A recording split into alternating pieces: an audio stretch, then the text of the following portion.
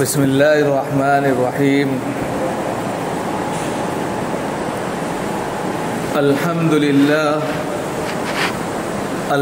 لله رب العالمين، والصلاة والسلام على سيد الأنبياء والمرسلين محمد بن عبد الله الأمين وعلى آله وأصحابه وأزواجه وذرياته وأهل بيته وسلم تسليما كثيرا كثيرا. أما بعد، أعوذ بالله من الشيطان الرجيم. بسم الله الرحمن الرحيم. لئن شكرتم لأزيدنكم ولئن كفرتم إن عذابي لشديد.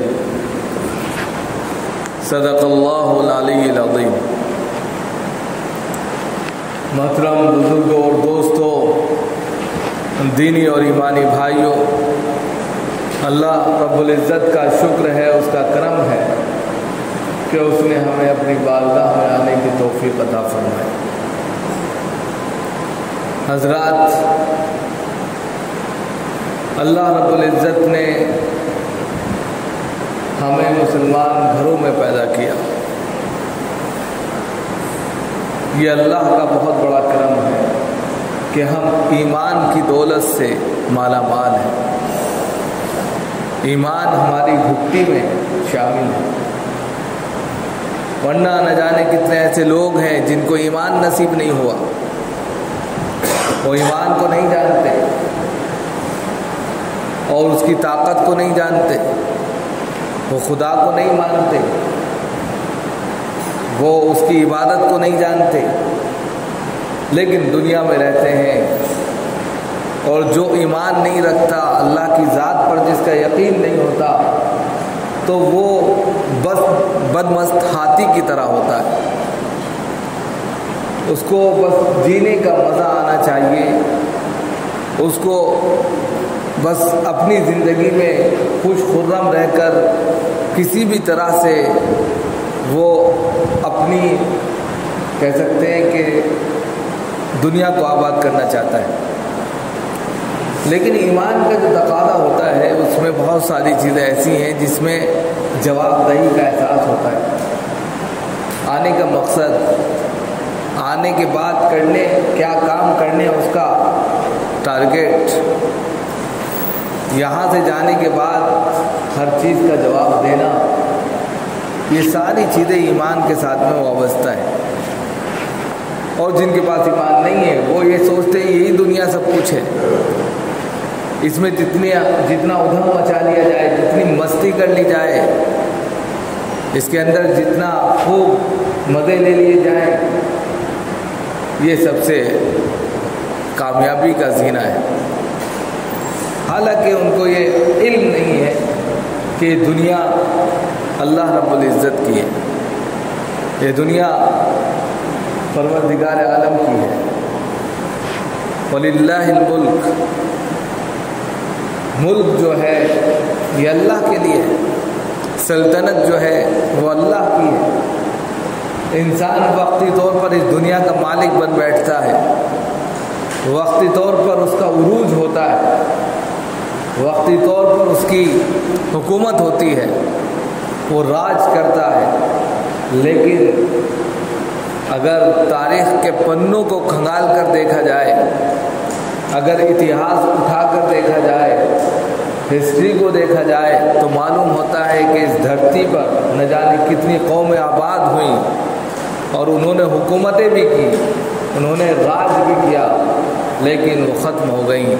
ان کا پورا کا پورا کہہ سکتے ہیں کہ امپائر، پورا کا پورا حکومتی نظام درم برہم ہو گیا، نہیں چل سکا. وجہ کیا؟ کہ حکومت ظلم اور زیادتی کے ساتھ نہیں چلتی، نہ انصافیوں کے ساتھ نہیں چلتی. آج نہیں تو کل اس حکومت کا کباڑہ ہو جاتا ہے، خاتمہ ہو جاتا ہے. اتہاس اٹھا کر دیکھ لیں، بڑی بڑی قومیں، قیصر و کسریٰ کی سلطنتیں اگر آپ اٹھا کر دیکھیں، ایسا محسوس ہوتا تھا کہ کبھی ختم نہیں ہوں گی. زبردست تمدن، زبردست تہذیب، کلچر ان کے پاس موجود تھے، وہ دنیا کی ترقی میں سب سے آگے اور دوڑ میں سب سے ایک نمبر پر تھے، لیکن جب ان کا وقت آیا زوال کا تو ایک ہی جھٹکے میں دنیا کے پنوں سے اور دنیا کی ہستی سے بالکل مٹتے چلے گئے۔ تو کبھی بھی اپنے دور حکومت میں، اپنے راج میں، اپنی طاقت میں، اپنے عروج میں کسی کے ساتھ ظلم نہیں کرنا چاہیے، اور ظلم جب ہوتا ہے تو پھر اللہ رب العزت کا غضب نازل ہوتا ہے، اس کا غصہ اترتا ہے، اور نتیجے میں پھر اللہ رب العزت اس دنیا کے نظام کو پلٹ دیتے ہیں، بدل دیتے ہیں۔ بہت کچھ نہیں تو فرعون کے واقعے کو دیکھ لیجیے۔ فرعون نے وَأَنَا رَبُّكُمُ الْأَعْلَىٰ، اس سے بڑھ کر کسی نے ابھی تک دعویٰ نہیں کیا۔ فرعون مصر کی گدی پر براجمان تھا، وہاں کا حاکم تھا، اور اتنا بڑا حکمراں بن گیا تھا کہ وہ اپنے کو بھگوان کہلانے لگا تھا۔ وہ ایک چاہتا تھا کہ لوگ میری پوجا کریں، اور اس نے پوجا کے لیے اپنے بت تک بنوا دیے، مجسمے بنوا دیے، اور یہ دعویٰ کر ڈالا کہ وَأَنَا رَبُّكُمُ الْأَعْلَىٰ، میں سب سے بڑا رب ہوں، میں سب سے بڑا بھگوان ہوں۔ اللہ رب العزت نے بس ہی پکڑ کر، کیونکہ اللہ سے بڑھ کر تو کوئی نہیں ہو سکتا نا۔ اب انسان چاہے کتنے عروج پر پہنچ جائے، لیکن ہے تو وہ انسان، اس کا خمیر مٹی سے بنا ہے، اس کو زوال ہونا ہے، اس کی طاقت میں دمک لگنی ہے، وہ ایک دن پھسپھسا ہو کر بالکل بارود ہو کر ختم ہو جانا ہے، پھر اس انسان میں اکڑ اور تکبر کہاں سے آ جائے۔ تو اس کے لیے اللہ رب العزت نے دوسری قوموں کے تمام واقعات قرآن کے اندر موجود پیش کر دیے کہ یہ دنیا برابر سینکڑوں سال سے چل رہی ہے، اس دنیا اور اس کی دھرتی پر، اس کی چھاتی پر نہ جانے کتنے لوگوں نے سلطنتیں کی ہیں، راج کیے ہیں، لیکن اگر ناانصافی ہوئی تو ہم نے ان کو ختم کر دیا۔ اور آج بھی عالمی پیمانے پر اسلام کے خلاف، مسلمانوں کے خلاف جو سازشیں کی جا رہی ہیں، جو پلاننگ کی جا رہی ہے، اس کا نتیجہ یہ نہیں ہے کہ آپ بالکل پسمردہ ہو جائے، ایمان سے ہاتھ دھو بیٹھیں، یا ایمان آپ کو جو ہے کمزور لگ، آپ کا ایمان آپ کو کمزوری کی دہلیز پر لے جائے، یہ نہیں ہونا چاہیے، بلکہ یہ سوچنا چاہیے کہ اللہ کی آزمائش ہے، اللہ آزماتا ہے۔ یہ جو وقت چل رہا ہے، ابھی آپ نے 4-6 دن پہلے دیکھا ہوگا میوات نو میں کیا ہوا، گروگرام میں کیا ہوا، یہ جو ماحول اتنا تیزی کے ساتھ میں بدل رہا ہے، منی پور میں کیا ہو رہا ہے، یہ سب جو ہے اللہ کے قدرت کے نظارے ہیں۔ جب حکومتیں بدلتی ہیں، جب دنیا کا سسٹم بدلتا ہے یا کسی علاقے کے سسٹم کو بدلنا ہوتا ہے، تو خود بخود ماحول اس طرح بدلتا چلا جاتا ہے کہ پھر انسان ہی بدل جاتا ہے۔ تو اس میں ایمان والوں کے لیے عبرت ہے، ایمان والوں کے لیے آزمائش ہے، ایمان والوں کے لیے اللہ پر یقین 100% رکھنے کا مزید امتحان ہے۔ ایسے میں بہت سے لوگ اپنے ایمان کو ٹکے کے دام میں بیچ دیتے ہیں، بھاؤ میں بیچ دیتے ہیں۔ ایسے میں ہمیں اللہ کی ذات پر مزید ایمان رکھنا چاہیے۔ وہ واقعہ آپ کو یاد ہوگا، جناب محمد رسول اللہ صلی اللہ علیہ وسلم نے حضرت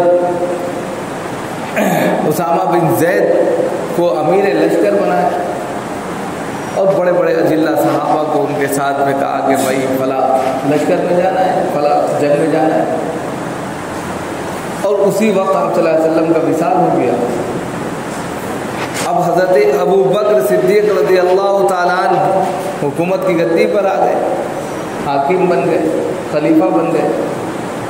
تو لوگوں نے کہا کہ یہ آپ صلی اللہ علیہ وسلم کا فیصلہ تھا، ابھی وہ بچے ہیں، روانہ مت کیجیے، حالات سازگار نہیں ہیں، لشکر مت بھیجیے، کیونکہ سارے بڑے اجلہ صحابہ چلے جائیں گے تو کون رہے گا، حالات بگڑ سکتے ہیں۔ لیکن حضرت ابو بکر کا ایمان دیکھیے، انہوں نے کہا نہیں، جو آپ صلی اللہ علیہ وسلم فیصلہ کر چکے وہ ہوگا. آپ نے روانہ کر دیا، لشکر روانہ کیا. دیکھنے میں ظاہری طور پر ایسا لگتا تھا کہ لشکر کمزور ہے، حالات سازگار نہیں ہیں، شکست ہو سکتی ہے، لیکن اللہ کا نام لے کر جب اس لشکر کو بھیجا تو وہ فاتح بھی ہوا اور بہت بڑی کہہ سکتے ہیں کہ فراوانی کے ساتھ میں، یعنی کہ اس وقت جو مال غنیمت ملتا تھا اس کے ساتھ میں پلٹ کر واپس بھی آیا. تو نظام خداوندی تو اوپر سے چل رہا ہے، انسان کے بس کی کوئی چیز نہیں ہے. اللہ تعالیٰ نظام پیدا کرتے رہتے ہیں. اب اگر اس طریقے کے ماحول ہیں تو ہمیں ایمان، جیسے کہ حضرت ابوبکر صدیق رضی اللہ تعالیٰ عنہ کے زمانے میں اسی موقع سے لوگ دین سے بھاگنے لگے تھے، تتر بتر ہو گئے تھے. یعنی جو اسلام قبول کر لیے تھے وہ اسلام سے پھر رہے تھے. بہت سے لوگوں نے زکوٰۃ دینے سے انکار کر دیا، بہت سے لوگوں نے اسلام ماننے سے انکار کر دیا کہ آپ صلی اللہ علیہ وسلم چلے گئے، اب دین کا کوئی کیا ہوگا. تو حضرت ابوبکر نے کس ایمان کے ساتھ میں ایک جملہ کہا، اَيَنْقُصُ الدِّينُ وَأَنَا حَيٌّ. عمر کے، ابوبکر کے ہوتے ہوئے، میرے ہوتے ہوئے دین میں کوئی کمی زیادتی رہے، ایسا نہیں ہو سکتا. اَيَنْقُصُ الدِّينُ وَأَنَا حَيٌّ، ہمارے زندہ ہوتے ہوئے دین میں کمی زیادتی ہو، یہ نہیں ہو سکتا، یہ قبول نہیں. میں تلوار کے نوک پر جنگ کروں گا اگر کوئی شخص اسلام سے بے دخل ہوتا ہے، مرتد ہوتا ہے. جو فتنے پھول رہے تھے، بڑھ رہے تھے، چند دنوں میں بالکل سناٹا چھا گیا. تو آزمائشیں آتی ہیں، اس وقت بھی بہت سی آزمائشیں مسلمانوں کے لیے، ایمان والوں کے لیے.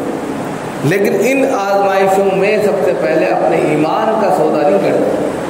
دوسروں، اپنے بھائیوں، وطنی بھائیوں کو کچھ کرنے کے لیے آپ ان کے ساتھ میں کام کرنے لگے، مسلمانوں کو گالی دینے لگے، اسلام کو برا بھلا کہنے لگے، اسلام کی ایکٹیویٹی کو خراب کہنے لگے. سب غلط ہے. آپ کی یہ آستھا ہے، آپ کا یہ عقیدہ ہے، آپ کا یہ ایمان ہے، یہی آپ کو بلندی تک لے کر جائے گا. ان کا ایمان وہ ہے اس لیے کہ وہ اسلام میں پیدا ہی نہیں ہوئے. یہ الگ بات ہے کہ کل مولود یولد علی الفطرہ، ہر بچہ فطرت اسلام پر پیدا ہوتا ہے. دھرتی پر آنے والا جو کوئی بھی منشیہ ہے چھوٹے پن کی شکل میں، وہ فطرت اسلام پر پیدا ہے. پھر اس کے والدین اس کو ہندو، نصرانی، عیسائی بنا دیتے ہیں. اب ہمارے لیے تو یہ کہہ سکتے ہیں بڑے خوش نصیبی کی بات ہے کہ ہم مسلمان گھروں میں پیدا ہوئے، ایمان ہم کو فری میں مل گئی. اور جو لوگ مسلمان گھروں میں پیدا نہیں ہوئے تو ان کے سامنے ظاہر سی بات ہے اسلام نہیں تھا، تو ان کے والدین نے ان کو یہودی، نصرانی یا ہندو بنا دیا. اب جب وہ بن گئے، ان کی ایکٹیویٹی ہو گئی، یہ ہو گئی کہ وہ غیر مسلم ہیں، اللہ کو نہیں مانتے. تو ایسا نہیں ہے کہ اب ان سے سوال جواب نہیں ہوگا، سوال جواب ان سے بھی ہوگا.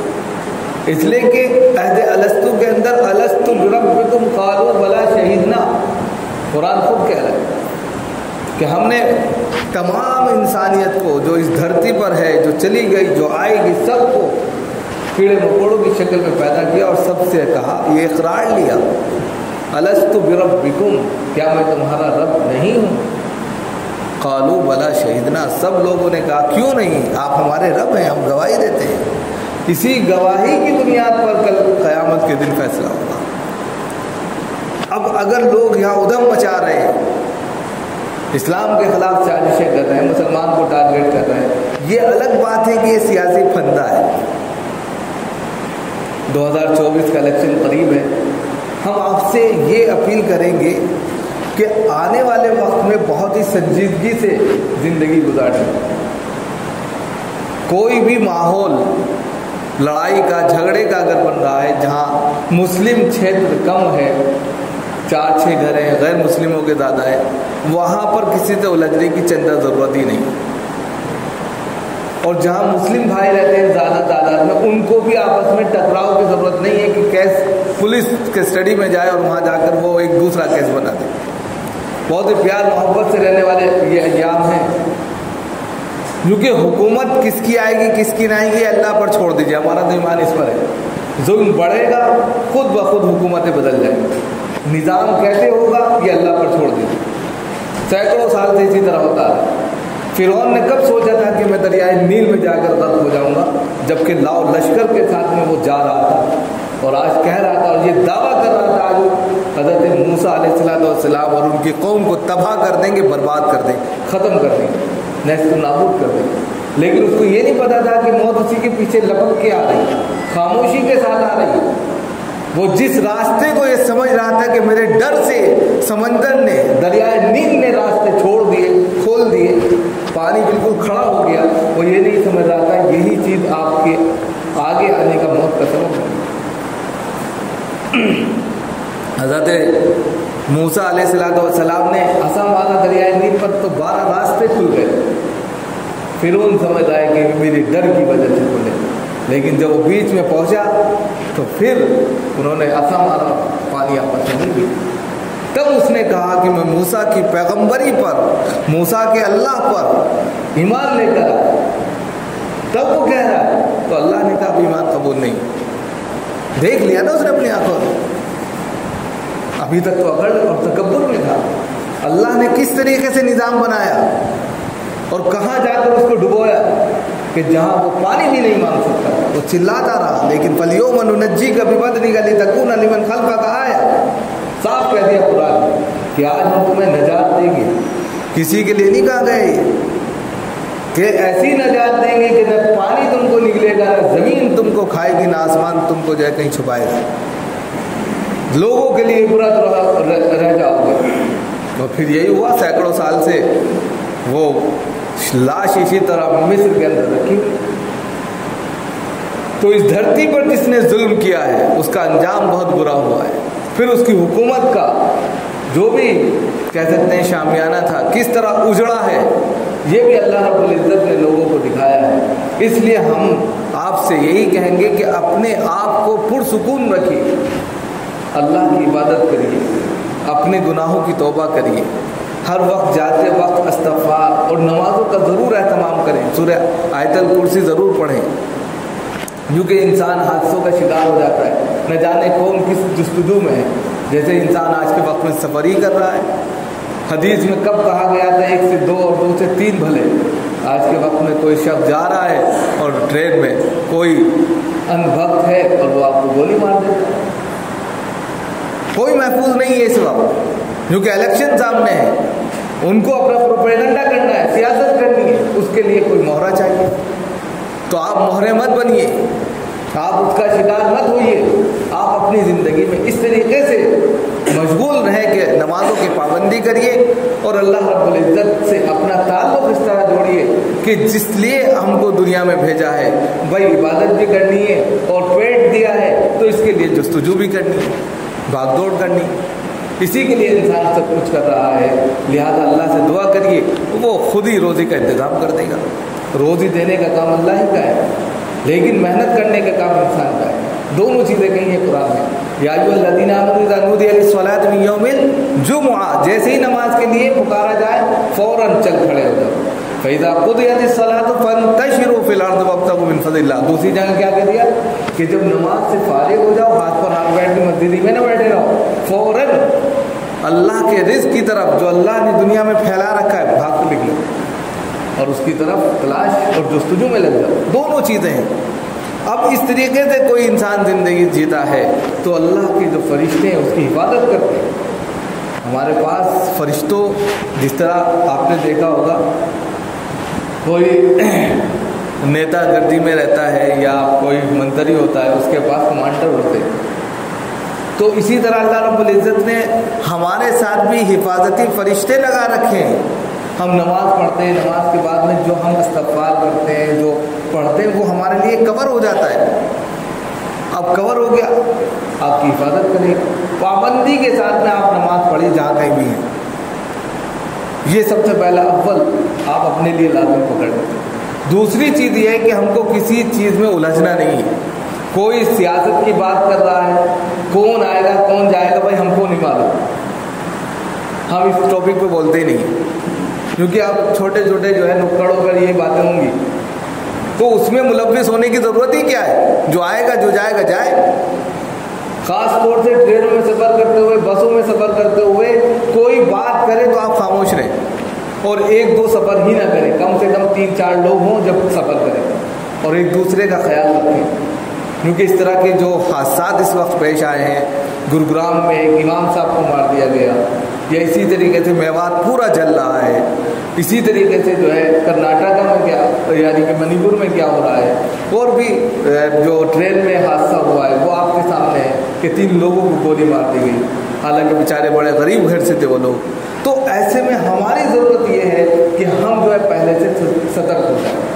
जो नुकसान हुआ उसकी तो भरपाई नहीं हो सकती, लेकिन हम आगे नुकसान मज़ीद हो उससे हम अपने आप को बचा सकते हैं। इसके लिए हम आपसे अपील और दरख्वास्त ही कर सकते हैं कि बेकार के कामों में उलझने से और उसमें मुलव्विस होने से बेहतर ये है कि अपनी ज़िंदगी को अल्लाह की याद में, आखिरत की फ़िक्र में, और जो रोज़मर्रा की ज़िंदगी है आप जिसके लिए मेहनत करते हैं अपने बच्चों के लिए, उसमें लगाएं। इधर उधर की बातों से इज्तिनाब करें तो इंशाअल्लाह सारी चीज़ें खुद ब खुद सही होंगी और दुनिया के अंदर जो फैसले होते हैं वो अल्लाह की जानिब से होंगे। और वो जानता है कि आपके ईमान की बदौलत अल्लाह रब्बुल इज़्ज़त अच्छा ही फैसला करेगा। अल्लाह ताला हम सब को अमल की तौफीक मदद।